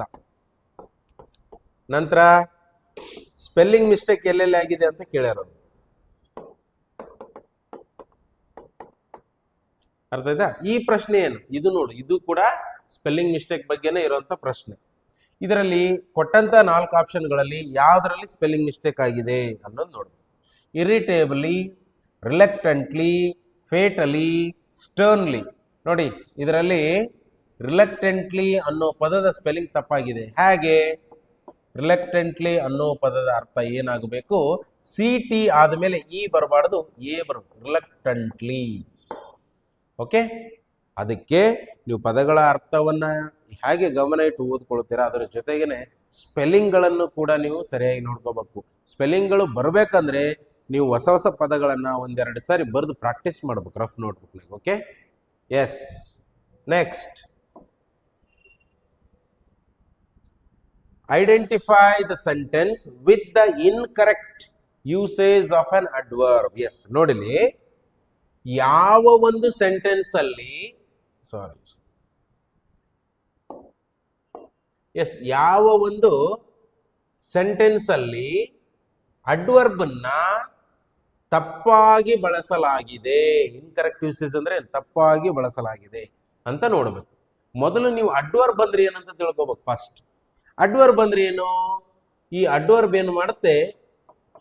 Adverb describes the verb, adjective or another adverb. Adverb ಅನ್ನೋದು ವರ್ಬ್ ಅನ್ನ ಡಿಸ್ಕ್ರೈಬ್ ಮಾಡುತ್ತೆ. ಅಂದ್ರೆ ಒಂದು ಕ್ರಿಯೆ ಯಾವಾಗ ನಡೀತು, ಎಲ್ಲಿ ನಡೀತು, ಎಷ್ಟು ಸಲ ನಡೀತು, ಎಷ್ಟು ಸಮಯಕ್ಕೊಮ್ಮೆ ನಡೀತು, ಈ ರೀತಿ ಡಿಸ್ಕ್ರೈಬ್ ಮಾಡುತ್ತೆ ವರ್ಬ್ ಅನ್ನ. ಅದೇ ರೀತಿ ಅಡ್ಜೆಕ್ಟಿವ್ನು ಡಿಸ್ಕ್ರೈಬ್ ಮಾಡುತ್ತೆ, ಇನ್ನೊಂದು ಅಡ್ವರ್ಬ್ ಅನ್ನು ಕೂಡ ಅಡ್ವರ್ಬ್ ಡಿಸ್ಕ್ರೈಬ್ ಮಾಡುತ್ತೆ. ಸೊ ಹಾಗಾದ್ರೆ ಮೊದಲು ನೀವೇನು ಮಾಡಬೇಕು? ಅಡ್ವರ್ಬ್ ಎಲ್ಲಿದೆ ಅಂತ ತಿಳ್ಕೊಂಡು. Okay, he goes always. Goes ಅಂದ್ರೆ ಇದು ವರ್ಬ್ ಇದನ್ನ, ಹೋಗುತ್ತಾನೆ. ಆಲ್ವೇಸ್ ಅಂದ್ರೆ ಯಾವಾಗಲೂ ಹೋಗುತ್ತಾನೆ, ಇದು ಅಡ್ವರ್ಬ್. ಆಲ್ವೇಸ್ ಅನ್ನೋದು ಅಡ್ವರ್ಬ್. ಇಲ್ಲಿ ಕೂಡ ಇದೆ ನೋಡ್ರಿ, ಆಲ್ವೇಸ್ ಅನ್ನೋದು. ಆಫನ್ ಯಾವಾಗಲೂ, ಅಥವಾ ಇದು ಕೂಡ ನಿರಂತರವಾಗಿ ಅಂತ ಅರ್ಥ, ಪದೇ ಪದೇ, ಆಫನ್. ನೆಕ್ಸ್ಟ್, ಯೂಶುವಲಿ ಸಾಮಾನ್ಯವಾಗಿ ಅಂತ ಅರ್ಥ. ಈ 4 ಅಡ್ವರ್ಬ್ಗಳಿವೆ. ಈ 4 ಅಡ್ವರ್ಬ್ಗಳು ಯಾವ ಗೊತ್ತಾ? ಇವು adverb off frequency. Adverb off frequency. Yes sir, ನೀವು ಅಡ್ವರ್ಬ್ಗಳಲ್ಲೂ ಮತ್ತು ಟೈಪ್ಗಳಿದಾವ ಅಂತ ನೀವು ಕೇಳಿದ್ರೆ, ಎಸ್ ಇದಾವೆ. ಅಡ್ಜೆಕ್ಟಿವ್ ಅಲ್ಲೂ ಟೈಪ್ ಇದಾವೆ, ಅಡ್ವರ್ಬ್ ಅಲ್ಲೂ ಇದಾವೆ, ನೌನ್ ಅಲ್ಲೂ ಇದಾವೆ. ಇವುಗಳನ್ನೆಲ್ಲ ನಾವು ಈ ವಿಡಿಯೋದಲ್ಲಿ ಪ್ರತಿಯೊಂದು ಟಾಪಿಕ್ ಮೇಲೆ, ನೌನ್ ಮೇಲೆನೆ ಸಪರೇಟ್ ವಿಡಿಯೋ, ಅಡ್ಜೆಕ್ಟಿವ್ ಮೇಲೆನೆ ಸಪರೇಟ್ ವಿಡಿಯೋ, ಪ್ರನೌನ್ ಮೇಲೆ ಸಪರೇಟ್ ವಿಡಿಯೋ, ಅಡ್ವರ್ಬ್ ಮೇಲೆ ಸಪರೇಟ್ ವಿಡಿಯೋ, ಅವುಗಳ ಟೈಪ್ಸ್ ಪ್ರತಿಯೊಂದನ್ನು ನಾವು ವಿವರವಾಗಿ ಈ ಚಾನಲ್ನಲ್ಲಿ ಇಂಗ್ಲಿಷ್ನ ಪಾಠಗಳನ್ನ ಬಿಡ್ತಾ ಹೋಗ್ತೀವಿ. ನೀವು ನೋಡ್ತಾ ಹೋಗಿ ಪ್ರತಿಯೊಂದನ್ನು ನೀವು ಡಿಟೇಲ್ ಆಗಿ ಕಲಿತೀರಿ. ಓಕೆ, ಈಗ ಅದನ್ನ ಬಿಡ್ರಿ, ಇದನ್ನ ನಾವು ಸಾಲ್ವ್ ಮಾಡೋಣ. ಅಡ್ವರ್ಬ್ ಆಫ್ ಫ್ರೀಕ್ವೆನ್ಸಿ ಅಂದ್ರೆ ಒಂದು ಕ್ರಿಯೆ ಎಷ್ಟು ಸಲಕ್ಕೊಮ್ಮೆ ಪದೇ ಪದೇ ಪುನಃ ನಡೀತಲ್ಲ, ಅದನ್ನ ಅಡ್ವರ್ಬ್ ಆಫ್ ಫ್ರೀಕ್ವೆನ್ಸಿ ಅಂತ ಕರಿತೀವಿ. ಯಾವಾಗಲೂ ಅಡ್ವರ್ಬ್ ಆಫ್ ಫ್ರೀಕ್ವೆನ್ಸಿಗಳು ಅವುಗಳ ಪ್ಲೇಸ್ ಎಲ್ಲಿ ಅವು ಸೆಂಟೆನ್ಸ್ ಅಲ್ಲಿ ಇರ್ತವೆ ಅಂತಂದ್ರೆ, ಅವು ಯಾವಾಗಲೂ ನೌನ್ ಅಥವಾ ಪ್ರನೌನ್ ಆದ ತಕ್ಷಣ ಮತ್ತು ವರ್ಬ್ಗಿಂತ ಮುಂಚೆ ಅವು ಬಂದಿರ್ತಾವೆ. ಇಲ್ಲಿ ನೋಡಲಿ, ಪ್ರನೌನಿನ ನಂತರ ವರ್ಬ್ಕಿನ ಮುಂಚೆ ಬಂದಿರುತ್ತೆ. ಇಲ್ಲಿ ಬಂದೈತಲ್ಲ ಈ ತರ. ಆದರೆ ಆಪ್ಷನ್ 1 ನೋಡಲಿ, ಪ್ರನೌನ್ ನಂತರ ಬರಬೇಕಿತ್ತು, ಬಂದಿಲ್ಲ. ವರ್ಬ್ಕಿನ ಮುಂಚೆ ಬರಬೇಕಿತ್ತು, ಬಂದಿಲ್ಲ. ಸೊ ಹಾಗಾಗಿ ಇದನ್ನ ಇನ್ಕರೆಕ್ಟ್ ಆಗಿ ಅವರು ಇಲ್ಲಿ ಅಡ್ವರ್ಬ್ ಅನ್ನ ಯೂಸ್ ಮಾಡ್ಯಾರ. ಓಕೆ, ಆಪ್ಷನ್ 1 ನೀವು ಹಾಕಬೇಕು. ಅರ್ಥ ಆಗ್ತಾ ಇದೆಯಾ? ಎಸ್. ನೆಕ್ಸ್ಟ್,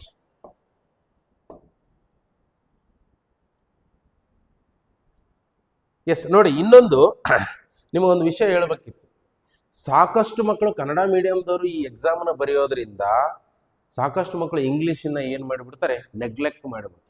ಅವ್ರು ಏನು ಮಾಡ್ತಾರ, ಈ ಇಂಗ್ಲೀಷ್ ಬಿಟ್ಟು ಉಳಿದಿದ್ದು ಮೆಂಟಲ್ ಎಬಿಲಿಟಿ ಆಗಿರ್ಬೋದು, ರೀಸನಿಂಗ್ ಆಗಿರ್ಬೋದು, ಮ್ಯಾಥಮೆಟಿಕ್ಸ್ ಆಗಿರ್ಬೋದು, GK ಆಗಿರ್ಬೋದು, ಇದ್ರ ಮೇಲೆ ಕಾನ್ಸಂಟ್ರೇಷನ್ ಮಾಡ್ತಾರ, ಇದನ್ನ ಬಿಟ್ಟು ಬಿಡ್ತಾರೆ. ಇಲ್ಲಿ ಕಮ್ಮಿ marks ತಗೊಂಡ್ಬಿಡ್ತಾರ.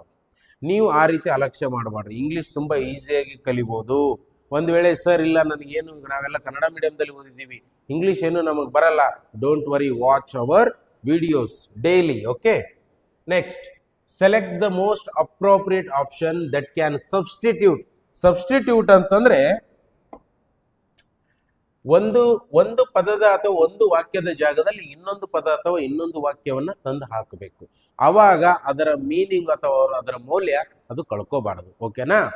Substitute the underlined words in the given sentence. ನೋಡ್ರಿ, ಈ ಸೆಂಟೆನ್ಸ್ ಅಲ್ಲಿ ಕೊಟ್ಟಂತಹ ಅಂಡರ್ಲೈನ್ ಮಾಡ್ಯಾರ ನೋಡ್ರಿ, ಈ ವರ್ಡ್ಗಳನ್ನ ನಾವು ಏನ್ ಮಾಡ್ಬೇಕು, ಬೇರೆ ಪದಗಳಿಂದ ಸಬ್ಸ್ಟಿಟ್ಯೂಟ್ ಮಾಡಬೇಕು. ಅಲ್ಲಿ ಆ ವಾಕ್ಯದ ಒಂದು ಅರ್ಥ ಹೆಚ್ಚಾಗಿ ಬದಲಾವಣೆ ಆಗಬಾರದು. ಆ ರೀತಿಯಾಗಿ ಸಬ್ಸ್ಟಿಟ್ಯೂಟ್ ಮಾಡಬೇಕು ಮತ್ತು ಅದು ಗ್ರಾಮೆಟಿಕಲ್ ಆಗಿ ಇನ್ಕರೆಕ್ಟ್ ಆಗಬಾರ್ದು. ಕರೆಕ್ಟ್ ಆದಂತಹ ಒಂದು ಶಬ್ದಗಳನ್ನು ಅಲ್ಲಿ ಸಬ್ಸ್ಟಿಟ್ಯೂಟ್ ಮಾಡಬೇಕು. Okay, he has been writing most articles. ಅವನು ಬಹಳಷ್ಟು ಆರ್ಟಿಕಲ್ಗಳನ್ನ ಬರೆಯುತ್ತಾ ಇದ್ದಾನೆ. ಅಂದ್ರೆ ಆ ಮೊದಲು ಬರೀತಿದ್ದ, ಈಗಲೂ ಬರೆಯುತ್ತಾ ಬಂದಿದ್ದಾನೆ. And has given presentation on is research. ಆತನ ಅಧ್ಯಯನ ಆತನ ಸಂಶೋಧನೆ ಮೇಲೆ ಸಾಕಷ್ಟು ಪ್ರೆಸೆಂಟೇಶನ್ಗಳನ್ನ ಅಂದ್ರೆ ಪ್ರಸ್ತುತಿಗಳನ್ನ ಆತ ಕೊಟ್ಟಿದ್ದಾನೆ ಅಂತ ಅರ್ಥ. ರೈಟ್, ಹಾಗಾದ್ರೆ ಇಲ್ಲಿ ಯಾವುದನ್ನ ಬರಿಬೇಕು ನೋಡಲಿ, ಸರಿಯಾಗಿ ಗಮನ ಇಟ್ಟು ನೋಡ್ರಿ. ಇಲ್ಲಿ ಫಸ್ಟ್ ಮೊದಲನೇ ಆಪ್ಷನ್ ಅಲ್ಲಿ ಫ್ಯೂ ಆರ್ಟಿಕಲ್ಸ್ ಅಂತ ಇದೆ. ಇಲ್ಲಿ ಏನಿದೆ, ಮೋಸ್ಟ್ ಆರ್ಟಿಕಲ್ಸ್ ಅಂತ ಇದೆ. ಹಾಗಾಗಿ ಆ ಪದದ, ಆ ಶಬ್ದದ ಅಥವಾ ಆ ಸೆಂಟೆನ್ಸ್ ನ ಏನು ಆಶಯ ಇದೆ ಟೋಟಲ್ ಆಗಿ ಅದೇ ಚೇಂಜ್ ಆಗಿಬಿಡುತ್ತೆ. ಅದು ಸಾಕಷ್ಟು ಆರ್ಟಿಕಲ್ಗಳನ್ನು ಬರ್ದನ, ಇಲ್ಲಿ ಫ್ಯೂ ಆರ್ಟಿಕಲ್ ಅಂತ ಕೊಟ್ಟಾರ. ಸೊ ಹಂಗಾಗಿ option 1 wrong. Next option 2 wrong. ಯಾಕೆ? ಇದು ಆಲ್ರೆಡಿ ಅವನು ಬರೆದಿದ್ದಾನೆ ಮತ್ತು ಇನ್ನೂ ಬರಿತಾ ಇದ್ದಾನೆ. ಸೊ ನಂತರ ಅವನು ಸಾಕಷ್ಟು ಅವುಗಳ ಅಧ್ಯಯನ, ಏನು ಲೇಖನಗಳನ್ನು ಬರೆದಲ್ಲ, ಆ ಅಧ್ಯಯನಗಳ ಮೇಲೆ ಕೂಡ ಆತ ಪ್ರೆಸೆಂಟೇಶನ್ ಅನ್ನು ನೀಡಿದ್ದಾನೆ. ಸೊ ಇದು ಇರೋದು, ನಾವು ಮಾತಾಡ್ತಾ ಇರೋದು ಪ್ರೆಸೆಂಟ್ ಪರ್ಫೆಕ್ಟ್ ಕಂಟಿನ್ಯೂಸ್ ಟೆನ್ಸ್ ಮತ್ತು ಪ್ರೆಸೆಂಟ್ ಪರ್ಫೆಕ್ಟ್ ಟೆನ್ಸ್ ಮೇಲೆ.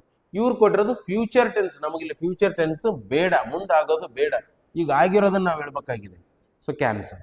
ನೆಕ್ಸ್ಟ್ ಮೂರನೇದು ನೋಡ್ರಿ, ವಾಸ್ ರೈಟ್ ಅಂತ ಇದೆ. ನೋಡಲಿ, ಯಾವಾಗಲೂ ಹೆಲ್ಪಿಂಗ್ ವರ್ಬ್ ವಾಸ್ ಬಂದಾಗ ವಾಸ್ ರೈಟಿಂಗ್ ಅಂತ ಬರೆದ್ರೆ ಕರೆಕ್ಟ್ ಆಗುತ್ತೆ. ಓಕೆನಾ? ಆದರೆ ಇಲ್ಲ, ಪ್ಯಾಸಿವ್ ವಾಯ್ಸ್ ಅಲ್ಲಿ ಬರೆಯೋದಾದ್ರ ವಾಸ್ ರಿಟನ್ ಅಂತ ಬರೆಯೋದು. ನೀವು ವಾಸ್ ನಂತರ ಯಾವಾಗಲೂ ಕೂಡ V1 ಅಂದ್ರೆ ವರ್ಬ್ನ ಪ್ರೆಸೆಂಟ್ ಫಾರ್ಮ್ ಬರಲ್ಲ. ಸೊ ಹಾಗಾಗಿ ಈಸಿಯಾಗಿ ನಾವು ಆಪ್ಷನ್ 3 ಏನು ಮಾಡ್ಬೋದು, ಕ್ಯಾನ್ಸಲ್ ಮಾಡ್ಬೋದು. ಸರ್ ಇವುಗಳೆಲ್ಲ ಹೆಂಗ್ ಗೊತ್ತಾಗ್ತವೆ ಸರ್ ನಮಗೆ? ನಮ್ಮ ಟೆನ್ಸ್ ವಿಡಿಯೋಗಳನ್ನ ನೋಡ್ರಿ, ಹೆಲ್ಪಿಂಗ್ ವರ್ಬ್ಗಳ ಬಗ್ಗೆ ಒಂದು ವಿಡಿಯೋ ಬರುತ್ತೆ, ಅದನ್ನ ನೋಡಿ, ನಿಮಗೆಲ್ಲವೂ ಪ್ರತಿಯೊಂದು ಅರ್ಥ ಆಗ್ತಾ ಹೋಗುತ್ತೆ. Next, has written several articles. Yes, ಇದು ಹಂಗಂದ್ರೆ ಏನು? ಇಲ್ಲೇನು, ಅವನು ಸಾಕಷ್ಟು ಆರ್ಟಿಕಲ್ಗಳನ್ನ ಬರೀತಾ ಬಂದಿದ್ದಾನೆ ಅಂತೀವಲ್ಲ, ಅದೇ ರೀತಿ ಅವನು ಸಾಕಷ್ಟು ಆರ್ಟಿಕಲ್ಗಳನ್ನ ಬರೆದಿದ್ದಾನೆ ಮತ್ತು ಪ್ರೆಸೆಂಟೇಶನ್ ಅನ್ನ, ಆತನ ಸಂಶೋಧನೆ ಮೇಲೆ ಪ್ರೆಸೆಂಟೇಶನ್ ಕೊಟ್ಟಿದ್ದಾನೆ. ಎಸ್, ಇಲ್ಲಿ ಏನು, ನಾವು ಈ ಪದವನ್ನ ಬಳಸೋದ್ರಿಂದ ಆ ಸೆಂಟೆನ್ಸ್ ನ ಆಶಯ ಏನಾಗುತ್ತೆ, ಚೇಂಜ್ ಆಗಲ್ಲ. ಸೊ ಹಂಗಾಗಿ ಇದನ್ನ ನಾವು ಹಾಕಬಹುದು. ಮತ್ತು ಇದು ಯಾವುದೇ ರೀತಿಯಿಂದಲೂ ಗ್ರಾಮೆಟಿಕಲ್ ಆಗಿ ತಪ್ಪಿಲ್ಲ. It is grammatically perfectly all right. Okay, so ಹಂಗಾಗಿ ಇದು ಸರಿಯಾದ ಉತ್ತರ. ನಂತರ ಮುಂದಿನ ಪ್ರಶ್ನೆಗೆ ಹೋಗೋಣ. ಏನಿದೆ ಮುಂದಿನ ಪ್ರಶ್ನೆ? Select the most appropriate antonym. Antonym ಅಂದ್ರೆ ನಾನು ಮೊದಲೇ ಹೇಳಿದೆ, ವಿರುದ್ಧಾರ್ಥಕ ಪದ of the word in brackets to fill in the blank. His condition began. His condition ಅಂತಂದ್ರೆ ಆತನ ಒಂದು ಕಂಡೀಷನ್ ಬಿಗ್ಯಾನ್ ಅಂದ್ರೆ ಆರಂಭವಾಯಿತು. To ameliorate after the trip. Ameliorate ಅಂತಂದ್ರೆ ಸುಧಾರಿಸಲು, ಆತನ ಸ್ಥಿತಿ, ಆತನ ಕಂಡೀಷನ್ನು ಟ್ರಿಪ್ ನ ನಂತರ ಸುಧಾರಿಸಲು ಪ್ರಾರಂಭವಾಯಿತು. ಅಮಿಲಿಯೋರೇಟ್ ಅನ್ನೋ ಪದದ ಅರ್ಥ ಸುಧಾರಿಸು ಅಂತ ಅರ್ಥ. ಓಕೆನಾ? ಸುಧಾರಿಸಲು ಪ್ರಾರಂಭವಾಯಿತು ಅಂದ್ರೆ ಸ್ವಲ್ಪ ಇಂಪ್ರೂವ್ ಆಯ್ತು ಆತನ ಕಂಡೀಷನ್ ಅಂತ ಅರ್ಥ. ಓಕೆನಾ? ಇಲ್ಲಿ ಏನ್ ಮಾಡಬೇಕು, ಸುಧಾರಿಸು ಅನ್ನೋ ಪದ ಇದೆಯಲ್ಲ, ಇದ್ರ ಆಂಟೋನಿಮ್ ನ ತಂದು ಇಲ್ಲಿ ಹಾಕಬೇಕು ನೀವು. ಸುಧಾರಿಸು ಪದದ ಆಂಟೋನಿಮ್ ಯಾವ್ದಾಗುತ್ತೆ ನೋಡಮ್ಮ, ಈಗ ವಿರುದ್ಧಾರ್ಥಕ ಪದ. ಎಕ್ಸ್ಪ್ಲೋಡ್ ಅಂದ್ರೆ ಸಿಡಿಯುವುದು. ಓಕೆನಾ? ನೆಕ್ಸ್ಟ್ ವರ್ಸನ್ ಅಂದ್ರೆ ಇನ್ನೂ ಹಾಳಾಗೋದು. ಇಂಪ್ರೂವ್ ಅಂದ್ರೆ ಇದು ಸುಧಾರಿಸುವುದು, ಇದು ಕೂಡ ಸುಧಾರಿಸುವುದು.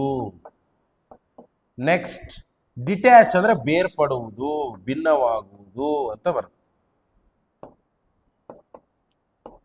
ಇದರಲ್ಲಿ ಸರಿಯಾದ ವಿರುದ್ಧಾರ್ಥಕ ಪದ ಯಾವುದು? ಅಮಿಲಿಯೋರ್ ಸುಧಾರಿಸು, ವರ್ಸನ್ ಇನ್ನೂ ಹಾಳಾಗು. ಎಸ್, ಆಪ್ಷನ್ 2 ಸರಿಯಾದಂತಹ ಉತ್ತರ.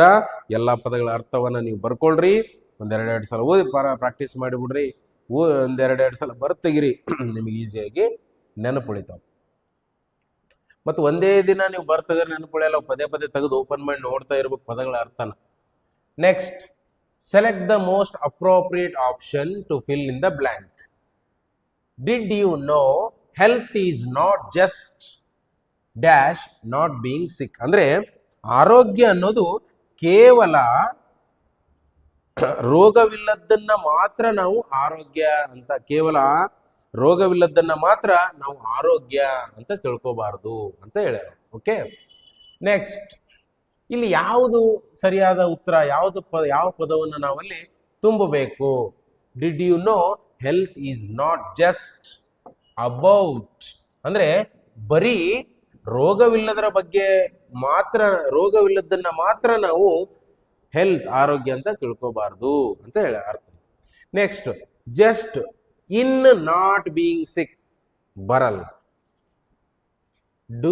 ಏನದು? Did you know health is not just on not being sick ಬರಲ್ಲ. ಬಟ್ ನಾಟ್ ಬೀಯಿಂಗ್ ಸಿಕ್ ಬರಲ್ಲ. ಸರಿಯಾದ ಉತ್ತರ about.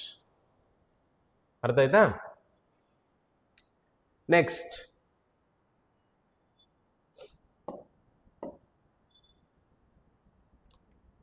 Fifteenth one. All of the following options except one, ಒಂದನ್ನ ಬಿಟ್ಟು ಉಳಿದೆಲ್ಲ ಆಪ್ಷನ್ಗಳು contain sentences in the future tense, future tense ಅನ್ನು ಒಳಗೊಂಡಿವೆ. Select the grammatically incorrect sentence. ನೋಡ್ರಿ, ಗ್ರಾಮೆಟಿಕಲ್ ಆಗಿ ಯಾವ್ದು ತಪ್ಪಾಗಿದೆಯೋ ಆ ಒಂದು ಸೆಂಟೆನ್ಸ್ ಅನ್ನ ಚೂಸ್ ಮಾಡ್ಬೇಕು ನಾವಿಲ್ಲಿ. ಮೊದಲನೇ ಸೆಂಟೆನ್ಸ್ ಏನಿದೆ? I think you will like George if you meet him. ಅಂದ್ರೆ ನೀನು ಜಾರ್ಜ್ ಅನ್ನ ಮೀಟ್ ಆದ್ರೆ ನೀನು ಅವನ್ನ ಇಷ್ಟಪಡ್ತೀಯಾ ಅಂತ ಫ್ಯೂಚರ್ ಅಲ್ಲಿ ಹೇಳಕತ್ತ ಅಲ್ವಾ? ಫ್ಯೂಚರ್ ಅಲ್ಲಿ ಭೇಟಿ ಆದ್ರೆ.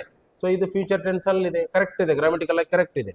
I am sure you will pass the exam. ನನಗೆ ಪಕ್ಕಾ ಇದೆ ನೀನು ಎಕ್ಸಾಮ್ ಅನ್ನ ಪಾಸ್ ಆಗ್ತೀಯಾ. ಇದು ಕೂಡ ಫ್ಯೂಚರ್ ಬಗ್ಗೆ ಹೇಳ್ತಾ ಇದ್ದಾರೆ ಮತ್ತು ಗ್ರಾಮೆಟಿಕಲ್ ಆಗಿ ಎಲ್ಲ ಸರಿ ಇದೆ. Next, the jacket will look nice on you. ಅಂದ್ರೆ ನಿನಗೆ ಆ ಜಾಕೆಟ್ ತುಂಬಾ ಚೆನ್ನಾಗಿ ಕಾಣುವುದು. ಸೊ ಇದು ಕೂಡ ಗ್ರಾಮೆಟಿಕಲ್ ಆಗಿ ಸರಿಯಾದಂತ future tense. Next, I think we will meeting. Yes, ಇಲ್ಲಿದೆ ನೋಡ್ರಿ ತಪ್ಪು, ಎರರ್ ಇಲ್ಲಿದೆ. ಏನು? ವಿಲ್ ನಂತರ ಯಾವಾಗಲೂ V1 ಬರುತ್ತೆ. ಏನು ಬರುತ್ತಾ? V1 ಬರುತ್ತೆ. ವರ್ಬ್ ನ ಫಸ್ಟ್ ಫಾರ್ಮ್. ಅಂದ್ರೆ I think we will meet ಆಗಬೇಕು. ಅದು I think we will meet again before long. ಅಂದ್ರೆ ಬಹಳ ದಿನಗಳೇನು ಹೋಗಲ್ಲ, ಅದಕ್ಕಿಂತ ಜಲ್ದಿನೇ ನಾವು ಮೀಟ್ ಮಾಡ್ತೀವಿ ಫ್ಯೂಚರ್ ಅಲ್ಲಿ ಅಲ್ವಾ? ಸೊ ಹಂಗಾಗಿ ಇಲ್ಲಿ ಮೀಟಿಂಗ್, ವಿಲ್ ಆದ್ಮೇಲೆ ಮೀಟಿಂಗ್ ING ಫಾರ್ಮ್ ಬರಬಾರ್ದು, ಮೀಟ್ ಬರಬೇಕು. ಸೊ ಹಂಗಾಗಿ ಇದು ಗ್ರಾಮೆಟಿಕಲಿ ಇನ್ಕರೆಕ್ಟ್ ಸೆಂಟೆನ್ಸ್. ಅವ್ರು ಇದನ್ನೇ ಟಿಕ್ಕಕ್ಕೆ ಕೇಳಿರೋದು, ಇನ್ಕರೆಕ್ಟ್ ಸೆಂಟೆನ್ಸ್. ಓಕೆ, ನೆಕ್ಸ್ಟ್ ಮುಂದಿನ ಪ್ರಶ್ನೆ. ಕಾಂಪ್ರಿಹೆನ್ಷನ್ ಕೊಟ್ಟಿದ್ದಾರೆ ಅವರು. ಇಲ್ಲಿ ಏನಿದೆ ಇದು? ಅವರು ಒಂದು ಪ್ಯಾರಾವನ್ನ ಕೊಟ್ಟಿದ್ದಾರೆ. ಅಲ್ಲಿ ಒಂದು 4-5 ಫಿಲ್ ಇನ್ ದ ಬ್ಲಾಂಕ್ ಗಳನ್ನ ಕೊಟ್ಟರು.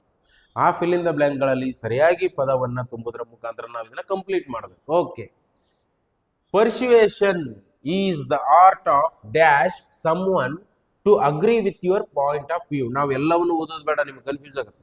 ಒಂದೊಂದೇ ಸೆಂಟೆನ್ಸ್ ಓದಾಮ.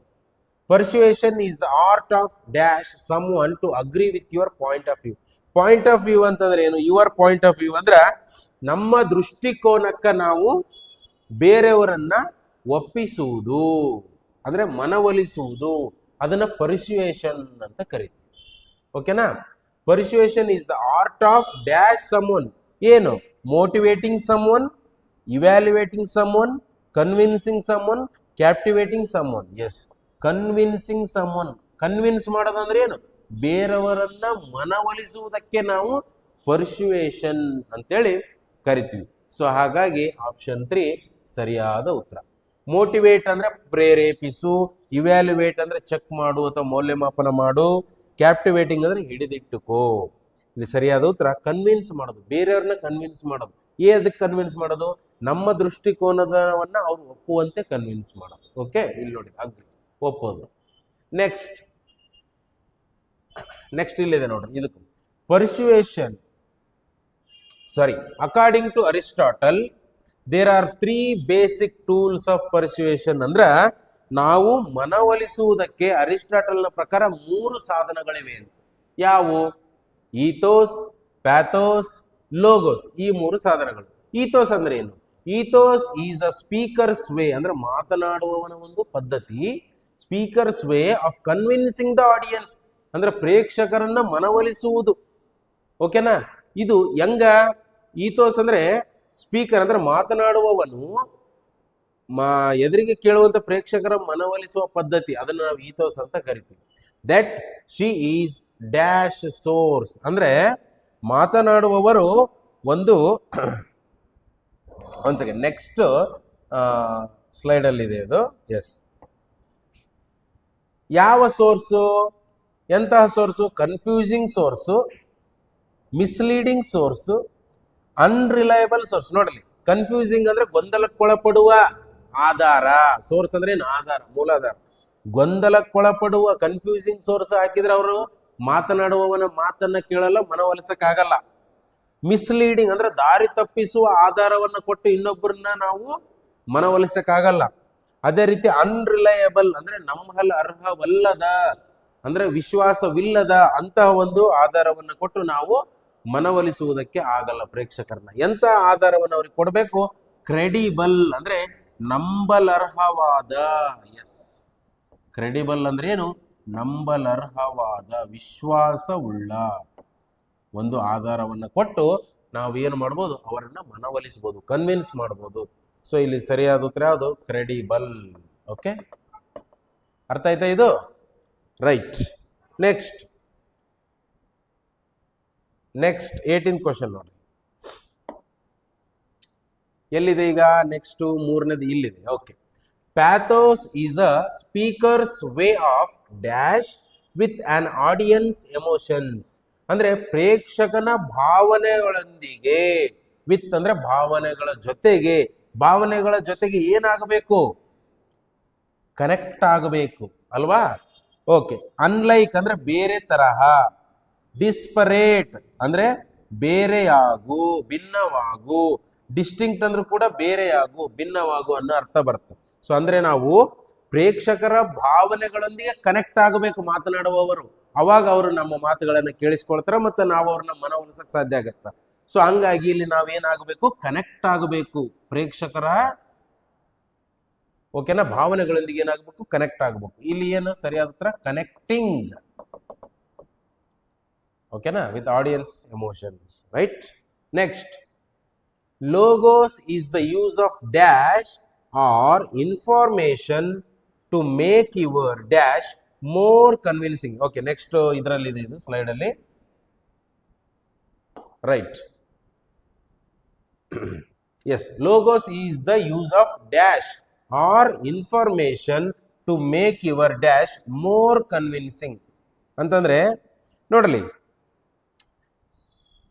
ಎಲ್ಲಿದೆ? ಓಕೆ, ಡ್ಯಾಶ್ ಆರ್ ಇನ್ಫಾರ್ಮೇಶನ್, ಇಲ್ಲೊಂದು ಕ್ಲೂ ಕೊಟ್ಟಾರ ನೋಡ್ರಿ. ಇನ್ಫಾರ್ಮೇಶನ್ ಅಂದ್ರೆ ಏನು? ಮಾಹಿತಿ. ಅರ್ಥ ಆಯ್ತಾ? ಮಾಹಿತಿಯನ್ನ ಯೂಸ್ ಮಾಡಬೇಕು. ಅವರಿಗೆ, ಪ್ರೇಕ್ಷಕರಿಗೆ ಮಾಹಿತಿಯನ್ನ, ನಾವು ನೀಡುವ ಮಾಹಿತಿ ಅಥವಾ ಆಧಾರ, ಫ್ಯಾಕ್ಟ್ಸ್ ಅಂದ್ರೆ ಸತ್ಯ ಸಂಗತಿ. ಫ್ಯಾಕ್ಟ್ಸ್ ಅಂದ್ರೆ ಏನು? ಸತ್ಯ ಸಂಗತಿ ಅಂತ ಅನ್ಬೋದು, ಅಥವಾ ವಾಸ್ತವಾಂಶ ಅನ್ಬೋದು. ಈ ವಾಸ್ತವಾಂಶ ಅಥವಾ ನಿಜವಾದ ಮಾಹಿತಿಯನ್ನ ಬಳಸಿ ನಾವು ಅವರನ್ನ ಕನ್ವಿನ್ಸ್ ಮಾಡಬಹುದು. ಸೊ ಹಂಗಾಗಿ ಫ್ಯಾಕ್ಟ್ಸ್ ಸರಿಯಾದ ಉತ್ತರ ಆಗುತ್ತೆ. So evidence, theory, clue. Clue ಅಂದ್ರೆ ಸುಳಿವು, ಥಿಯರಿ ಅಂದ್ರೆ ತತ್ವ ಅಥವಾ ಸಿದ್ಧಾಂತ, ನೆಕ್ಸ್ಟ್ ಎವಿಡೆನ್ಸ್ ಅಂತಂದ್ರೆ ಸಾಕ್ಷಿ. ಇಲ್ಲಿ ಅವ್ರ ಒಂದು ಕ್ಲೂ ಕೊಟ್ರ ನೋಡ್ರಿ, ಇನ್ಫಾರ್ಮೇಶನ್ ಅಂದ್ರೆ ಮಾಹಿತಿಯನ್ನ ನೀಡೋದು, ಮಾಹಿತಿ ಅಥವಾ ವಾಸ್ತವಾಂಶಗಳನ್ನ ಹೇಳಿ ಅವರನ್ನ ನಾವು ಕನ್ವಿನ್ಸ್ ಮಾಡೋದು. ಓಕೆನಾ? Dash more convincing. Okay, next ಅದು ಡ್ಯಾಶ್ ಮೋರ್ ಕನ್ವಿನ್ಸಿಂಗ್. ಓಕೆನಾ? Right. Information to make your dash more ಏನು? ನಮ್ಮದೇನು? ನಮ್ಮ ಆರ್ಗ್ಯುಮೆಂಟ್ ಏನ್ ನಾವು ಮಾತಾಡ್ತಾ ಇದೀವಲ್ಲ, ನಮ್ಮ ವಾದವನ್ನ ಅವ್ರು ಒಪ್ಪಬೇಕು, ಆ ತರ ಕನ್ವಿನ್ಸ್ ಮಾಡಬೇಕು. ಓಕೆನಾ? ಸೊ ಹಾಗಾಗಿ ಮೇಕ್ ಯುವರ್ ಆರ್ಗ್ಯುಮೆಂಟ್, ನಿಮ್ಮ ವಾದವನ್ನ, ಮೋರ್ ಕನ್ವಿನ್ಸಿಂಗ್ ಅಂದ್ರೆ ಇನ್ನೂ ಒಪ್ಪುವಂತೆ ಮಾಡುವುದು. ಅರ್ಥ ಆಯ್ತಾ? ನೆಕ್ಸ್ಟ್, ಇಲ್ಲಿ ಕ್ವೆಶನ್ ಅಂದ್ರೆ ಪ್ರಶ್ನೆ ಕೇಳುವಂತೆ ಇರಬಾರ್ದಲ್ವಾ? ನಮ್ಮ ಒಂದು ಮನವೊಲಿಸೋದನ್ನ ಅವ್ರು ಪ್ರಶ್ನೆ ಕೇಳಬಾರ್ದು. ಥಿಯರಿ ಅಂದ್ರೆ ಸಿದ್ಧಾಂತ. ನೆಕ್ಸ್ಟ್, ಹೈಪೋಥಿಸಿಸ್ ಅಂದ್ರೆ, ಹೈಪೋಥಿಸಿಸ್ ಅಂದ್ರೆ ಊಹೆ ಮಾಡೋದು ಅಥವಾ ಕಲ್ಪನೆ ಮಾಡಿಕೊಳ್ಳೋದು. ರೈಟ್. ಇಲ್ಲಿ ನಮ್ಮ ಆರ್ಗ್ಯುಮೆಂಟ್ ಅನ್ನ ಕನ್ವಿನ್ಸ್ ಆಗಂಗ ಮಾಡೋದು. ಓಕೆ ನೋಡಿ, ಎಲ್ಲಾ ಪ್ರಶ್ನೆಗಳನ್ನ ನಾವೀಗ ಸಾಲ್ವ್ ಮಾಡಿದ್ದೀವಿ. 20 ಪ್ರಶ್ನೆಗಳನ್ನು ಸಾಲ್ವ್ ಮಾಡಿದ್ವಿ ಮತ್ತು 20 ಪ್ರಶ್ನೆಯಲ್ಲಿ ಬರುವಂತಹ ಎಲ್ಲ ಕಠಿಣ ಪದಗಳ ಅರ್ಥವನ್ನು ಕೂಡ ನಾನು ಹೇಳಿದ್ದೀನಿ. ಇನ್ನು ಮುಂದಿನ ವಿಡಿಯೋಗಳಲ್ಲಿ ಯಾವ್ಯಾವ ಗ್ರಾಮರ್ ಪಾರ್ಟ್ ಇರುತ್ತಲ್ಲ, ಅದು ಪಾರ್ಟ್ಸ್ ಆಫ್ ಸ್ಪೀಚ್ ಆಗಿರ್ಬೋದು, ಟೆನ್ಸ್ ಆಗಿರ್ಬೋದು, ಕ್ವಶನ್ ಟ್ಯಾಗ್ಸ್ ಆಗಿರ್ಬೋದು, ಸಾಕಷ್ಟು ನಾವು ಗ್ರಾಮರ್ ಪಾರ್ಟನ್ನು ನಿಮಗೆ ಮುಂದೆ ವಿಡಿಯೋಗಳ ಕೊಡ್ತಾ ಹೋಗ್ತೀವಿ. ಅದ್ರ ಜೊತೆಗೆ ವೆರಿ ಇಂಪಾರ್ಟೆಂಟ್ ಏನ್ ನೋಡಿದ್ರಿ ನೀವಿಲ್ಲಿ, ಸಾಕಷ್ಟು ಪದಗಳ ಅರ್ಥಗಳನ್ನು ನೀವು ನೋಡ್ತಾ ಹೋದ್ರಿ. ವೊಕ್ಯಾಬ್ಯುಲರಿ ಅಂತ ಕರಿತೀವಿ. ವೊಕ್ಯಾಬ್ಯುಲರಿ ಅಂದ್ರೆ ಪದಗಳ ಅರ್ಥವನ್ನ ಹೇಗೆ ನೆನಪಿಟ್ಕೋಬೇಕು ನಾವು, ಬೈ ರೂಟ್ ವರ್ಡ್ಸ್ಗಳ ಮುಖಾಂತರ ನೀವು ವೊಕ್ಯಾಬ್ಯುಲರಿ ಪದಗಳ ಅರ್ಥವನ್ನ ನೆನಪಿಟ್ಟುಕೊಳ್ಳುವಂತೆ ಮಾಡ್ತೀವಿ. ಮುಂದಿನ ವಿಡಿಯೋಗಳಲ್ಲಿ ಆ ವೊಕ್ಯಾಬ್ಯುಲರಿಗೆ ಸಂಬಂಧಪಟ್ಟ ವಿಡಿಯೋಗಳನ್ನ ತರ್ತೀವಿ. ಓಕೆ, ಎಲ್ರಿಗೂ ಇದು ಅರ್ಥ ಆಗಿದೆ ಅಂತ ಭಾವಿಸ್ತೀನಿ. ಯಾರ್ಯಾರಿಗೆ ಇದು ಇಷ್ಟ ಆಗಿದೆ, ಈ ವಿಡಿಯೋ ಇಷ್ಟ ಆಗಿದೆ, ನಾವು ಮಾಡುವಂಥ ಕೆಲಸ ನಿಮ್ಗೆ ಇಷ್ಟ ಆಗಿದೆ, ದಯವಿಟ್ಟು ಲೈಕ್ ಮಾಡಿ. ಈ ಒಂದು ಚಾನಲ್ಗೆ, ನೇತಾಜಿ ಮಿಲಿಟರಿ ಅಕಾಡೆಮಿ ಚಾನಲ್ಗೆ ಸಬ್ಸ್ಕ್ರೈಬ್ ಆಗಿ. ಮತ್ತು ನಿಮ್ಮ ಸ್ನೇಹಿತರಿಗೆ ಯಾರ್ಯಾರು ಮಿಲಿಟರಿ ಎಕ್ಸಾಮ್ಗಳಿಗೆ ಪ್ರಿಪೇರ್ ಆಗ್ತಾ ಇದ್ದಾರೋ, SSC GD ಆಗಿರ್ಬೋದು, ಅಗ್ನಿವೀರ್ ಆಗಿರ್ಬೋದು, MTS ಈ ಥರದ ಪರೀಕ್ಷೆಗಳಿಗೆ ಯಾರ್ಯಾರು ಪ್ರಿಪೇರ್ ಆಗ್ತಾ ಇದ್ದಾರೋ ನಿಮ್ಮ ಸ್ನೇಹಿತರು, ಅವ್ರಿಗೂ ಕೂಡ ಈ ವಿಡಿಯೋವನ್ನು ಶೇರ್ ಮಾಡ್ತಾ ಅಂತ ಹೇಳ್ತಾ ಮುಂದಿನ ವಿಡಿಯೋದಲ್ಲಿ ಭೇಟಿ ಆಗ್ತೀನಿ. ಅಲ್ಲಿವರೆಗೂ ಬಾಯ್.